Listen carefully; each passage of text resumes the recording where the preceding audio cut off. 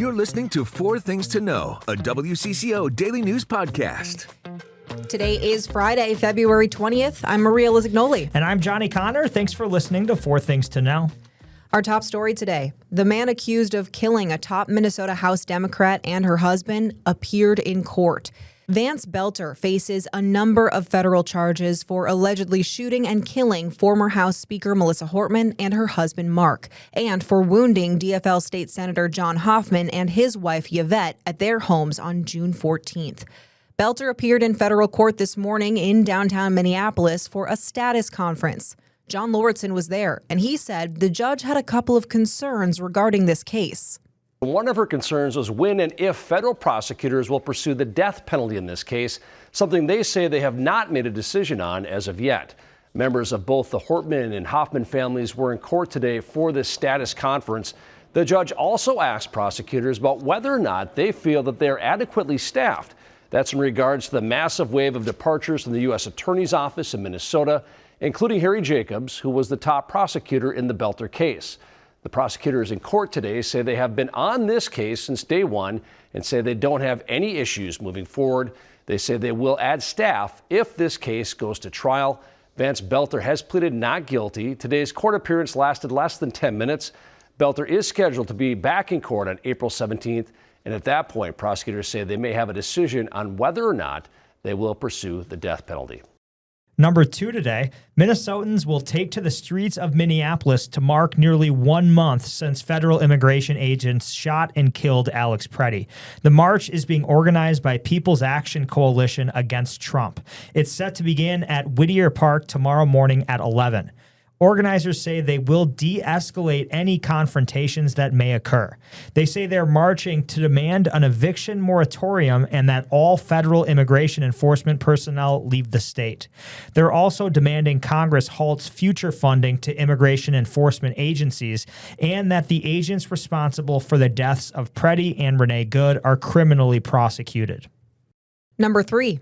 2 Minnesota members of Congress came back to a controversial building which is at the center of the ICE surge. Right now, there's a federal court order in place granting broader access to detention areas at Whipple Federal Building. That's after an immigration attorney brought her concerns to a judge last week after touring the facility herself. Today, Congresswomen Ilhan Omar and Angie Craig saw it for themselves. You'll remember that this isn't their first attempt to do so. The pair, alongside Representative Kelly Morrison, attempted a visit back in January. Morrison has since seen the ICE facility where she described conditions as unacceptable. However, her tour came before a federal judge stepped in and issued a temporary restraining order. That order was meant to ensure detainees had access to legal counsel, among other things. Tune in to WCCO tonight to hear from both representatives after their tour today. Now to your fourth thing to know today. Border Czar Tom Homan spoke on CNN today about the federal immigration operations, and he also commented on the shootings of Renee Good and Alex Pretti in Minneapolis. I'd said from day one in any of these shootings that I will not comment on them until the investigation's finished by the FBI, Internal Affairs. That's the way it should be. We shouldn't prejudge it. I don't want to influence the investigation. I have an opinion, but I won't share my opinion because I want a thorough investigation, and if people violated the law, if people violated policy, again, they need to be held accountable. Those are the 4 things to know today. Now let's check in on our weekend forecast. Happy Friday, friends. Next weather meteorologist Adam Del Rosso checking in. The cloudy and breezy conditions are going to continue through the rest of our day and into this evening. Temperatures, they're not going to fall too far. We're going to go from the mid-20s for our highs this afternoon into the mid-teens for our lows tonight. Subtract about 10 off of those numbers with the breezes, and that's what it's going to feel like. So wind chills largely in the single digits. Tomorrow, we're not going to see much sunshine either. We're going to call it mostly cloudy. High temperatures back up into the mid-20s. We're going to be dealing with some more breezes. I think Sunday, we squeeze out a little bit more in the way of some sunshine. However, it is going to be our coldest day of the weekend with highs right around 20. And now, here's more to know.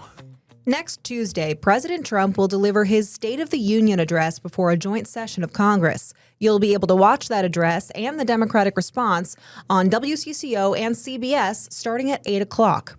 We've heard that several Democratic lawmakers are planning to skip that event. Today, U.S. Senator Tina Smith from Minnesota said she will be one of those lawmakers. She said, quote, "I refuse to sit quietly and listen to Donald Trump spout lies and hateful rhetoric while a dangerous federal police force continues to create chaos and terrorize Minnesota. Let's be clear. Trump lied about why he invaded Minnesota, and he lied about the murder of 2 U.S. citizens in our state." Today, healthcare workers protested against ICE. It happened outside of M Health Fairview U of M Medical Center in Minneapolis. Healthcare workers, elected officials, and union members shared stories of the impact of Operation Metro Surge on healthcare. They say there's a need for policies by health systems that protect patients and workers. Earlier this month, WCCO spoke with Dr. Dwivetti, a family physician who said fear of ICE is keeping some away from critical care. It's heartbreaking. So it's like a constant trauma to the healthcare. Like we took an oath to provide care to the people. We should also note that last year, the Department of Homeland Security rescinded a previous Biden-era policy that specified facilities like hospitals as protected areas. But DHS Assistant Secretary Tricia McLaughlin says ICE does not conduct enforcement at hospitals. She added that the agency only goes to a hospital if there is, quote, an active danger to public safety. The Trump administration said the goal of Operation Metro Surge was to make Minnesota safer. But we're hearing from some former prosecutors who say it did the opposite. The Associated Press reports more than 40 federal prosecutors worked in the Minnesota office before President Trump's second term. Right now, there are fewer than 24 federal prosecutors working in that office. That's according to a former federal prosecutor who spoke on the condition of anonymity. Each time someone quits, attorneys reassess caseloads and drop cases if needed. That's how 12-time convicted felon Corey Allen McKay went from facing 25 years to no time at all. He has a history of violent crimes and was expected to stand trial for trafficking methamphetamine. The attorney prosecuting him retired, leaving no one to take his case, so the judge dismissed it. Experts say resignations increased after the feds blocked a joint investigation into the shooting death of Renee Good. You likely remember a viral video by conservative YouTuber Nick Shirley. That video claimed fraud at Somali-run daycare centers in Minnesota. The video was part of the reason the floodgates opened and federal agents surged into our state. But now 3 childcare centers featured in the video are fighting back. They're suing the state and claiming they were unfairly punished. Those daycares said in part that state investigators decided, quote, to simply accept the allegations in Shirley's video as credible so that defendants could attempt to appease the federal government by throwing plaintiffs under the bus, and did not reflect any objective or good faith investigation of plaintiffs' childcare operations. Another daycare owner featured in the video, Umi Hassan, says she's not facing any formal accusations of wrongdoing, but she has seen federal ICE agents targeting the Somali community. I couldn't sleep, to be honest with you. I couldn't eat. I feel like I am in war, experiencing trauma all over again. As for the state, their last fraud update came in early January. They said that each of the daycares in the viral video were operating normally. They noted that 4 are still under active investigation. If you have plans to drive around the metro this weekend, we have a road closure this weekend we want to tell you about. It might affect you if you're going to the airport. So happening tonight at 10 o'clock, I-494 will close in both directions between 35W and Highway 77. That will last through the weekend until 5 a.m. Monday. You'll need to go up 35W to Highway 62 until you get to Highway 77. Construction crews will be taking down the Nicollet Avenue Bridge and the pedestrian bridge at 12th Avenue. Maria, let's talk sports. How about the USA women's hockey team? Oh, baby, that was fun. I got emotional watching that. Did you really? I did. It was such a cool experience to witness.